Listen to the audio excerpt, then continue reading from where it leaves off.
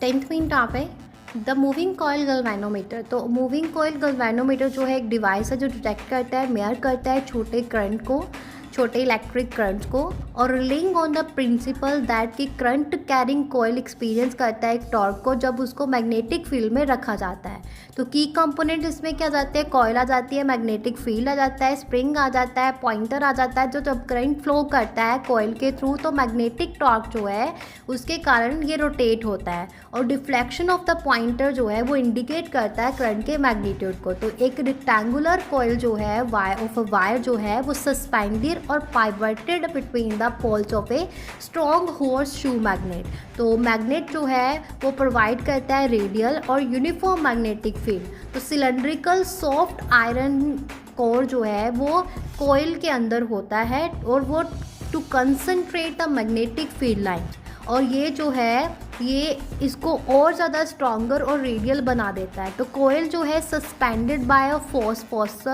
Phosphor bronze fibre और पाइवर्टेड with a jewel bearing. तो light pointer जो है वो अटैच होता है कॉइल के साथ, वो move over a calibrated scale to indicate the deflection. तो एक स्प्रिंग जो है वो प्रोवाइड करता है रिस्टोरिंग टॉर्क जो अपोज करती है मैग्नेटिक टॉर्क को, causing the coil to return to its zero position जब करंट जो है रिमूव किया जाता है। तो कैसे ये काम करता है, तो torque on a current loop, जब करंट कैरिंग कॉइल जो है वो मैग्नेटिक फील्ड में रखी जाती है तो ये एक टॉर्क को एक्सपीरियंस करती है, और मैग्नीट्यूड जो है वो टॉर्क का tau is equal to N I A B sine theta. N जो है नंबर ऑफ टर्न्स है, आई जो है करंट है, ए जो है एरिया है कॉइल का, बी जो है मैग्नेटिक फील्ड स्ट्रेंथ है, और थीटा जो है वो मैग्नेटिक फील्ड और नॉर्मल टू द कॉइल के बीच में एंगल है।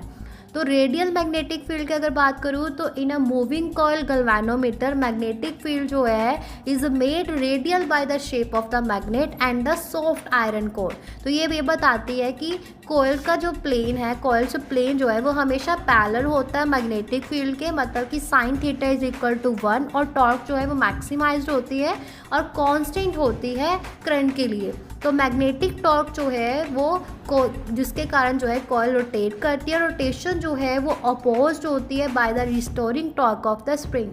तो कॉइल जो है जब कम्स टू द रेस्ट तो दो टॉर्क जो है वो बैलेंसेस ईच अदर।